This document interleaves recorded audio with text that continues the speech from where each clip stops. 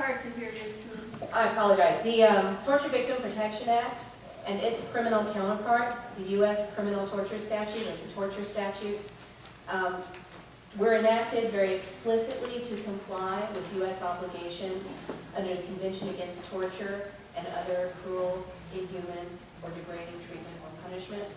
I'm sure you know that under Article 4 and Article 14, Article 4 requires criminalization of torture, and Article 14 requires a civil remedy for torture.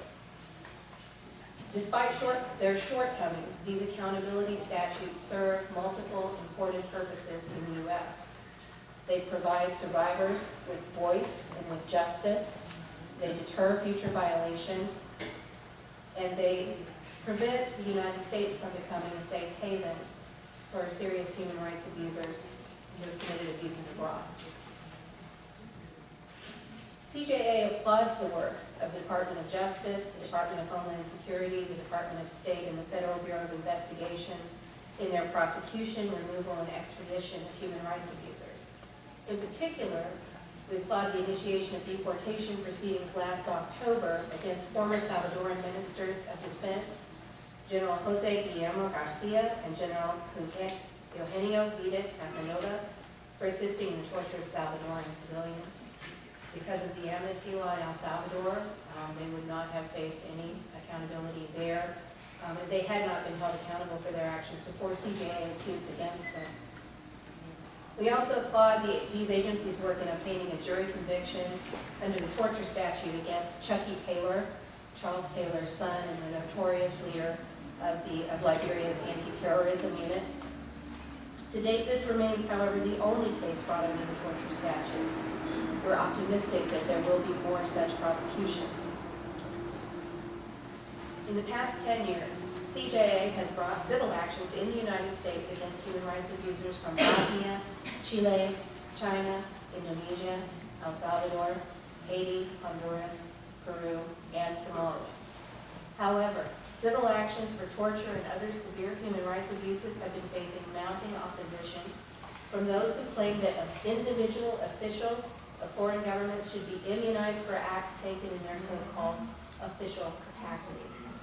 The immunity arguments being advanced take two forms. One is that individual officials are protected under the Foreign Sovereign Immunities Act, and the other places that immunity in some kind of common law. The former argument is currently under review in the United States Supreme Court.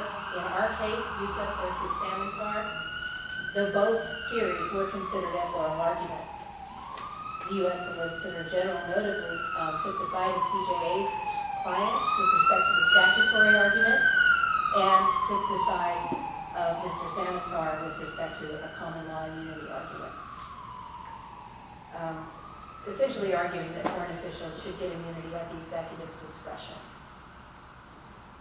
In the Samantar case, 5 human rights survivors of human rights abuses, 2 of them U.S. citizens, filed suit against Muhammad Ali Samantar, who was the second in command under the Siad Barre regime.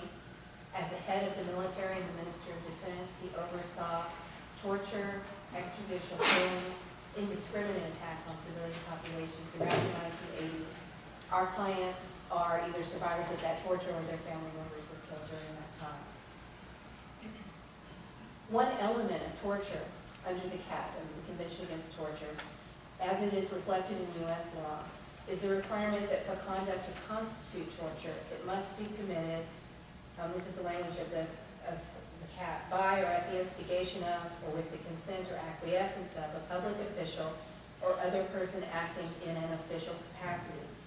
Thus, if the Supreme Court grants the blanket immunity that Mr. Samantar's lawyers seek, it will effectively eliminate the possibility of litigation against individual human rights abusers in the United States.